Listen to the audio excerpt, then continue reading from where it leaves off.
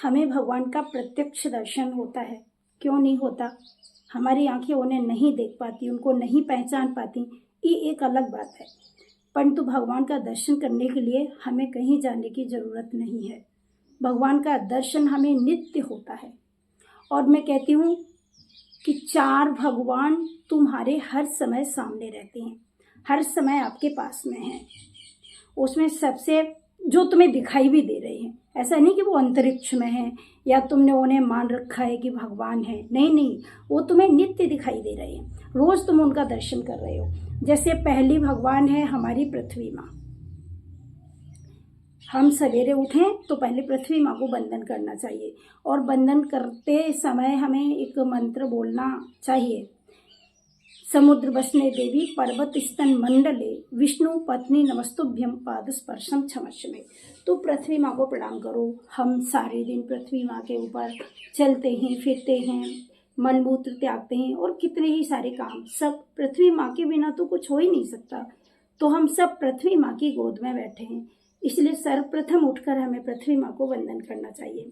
तो पहली भगवान पृथ्वी माँ है, जो हमें प्रत्यक्ष दर्शन दे रही है, जिसके ऊपर हम रहते हैं, जिसके बिना हम कुछ कर नहीं सकते, हमारा कोई अस्तित्व नहीं जिसके बिना।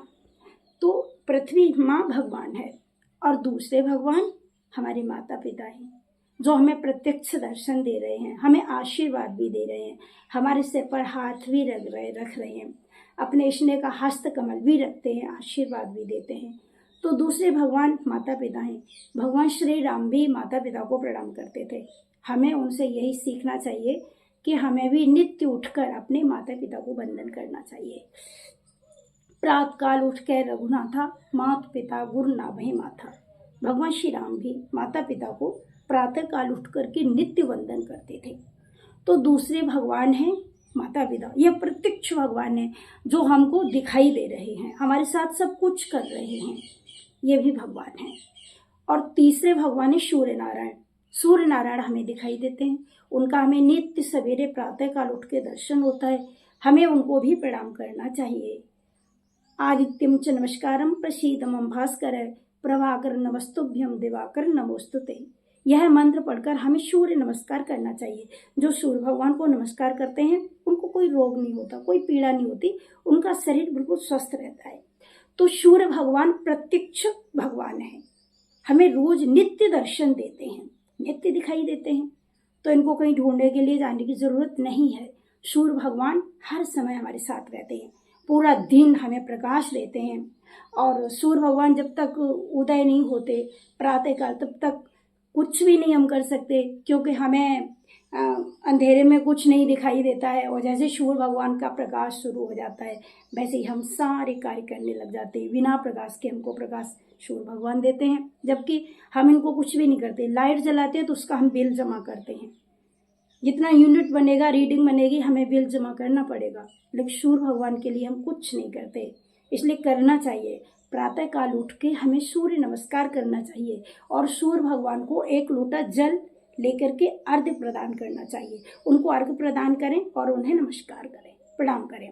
तो ये प्रत्यक्ष भगवान है सूर्य भगवान। और चौथी भगवान है गौ माता, जो हमारे द्वार पर पशु के रूप में है, लेकिन वो साक्षात माँ है, गौ माँ है। गावो विश्वस्य मातरः, हमारी नहीं, सारे विश्व की जननी है। इसलिए गौ माता को प्रणाम करना चाहिए।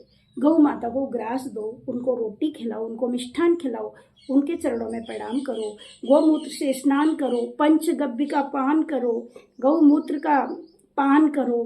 तो गाय माता हमको बहुत कुछ देती है। इसके घी से, इसके दुग्ध से, इसके दही से हम लोग पंचामृत बनाते हैं और उससे भगवान को भोग लगाते हैं।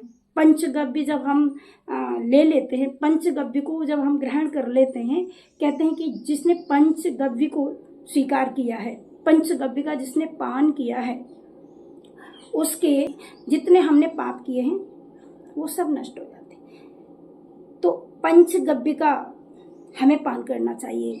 पंचगव्य को पान करने से हमारे सारे पाप नष्ट हो जाते हैं। कितना ही बड़ा पाप हो, यदि पंचगव्य को हम पान करते हैं तो पंचगव्य का सेवन करने से हमारे सारे पाप नष्ट हो जाते हैं। तो ये महिमा है। इसलिए भगवान है जो हमें प्रत्यक्ष दर्शन देते हैं, नित्य दर्शन देते हैं।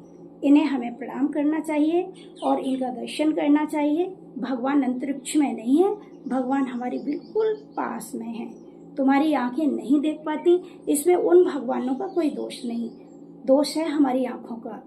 इसलिए हमें गुरु जी से ज्ञान दृष्टि लेनी चाहिए और गुरु के वचनों में श्रद्धा विश्वास रखना चाहिए और इनको भगवान मानकर इन्हें प्रणाम करना चाहिए।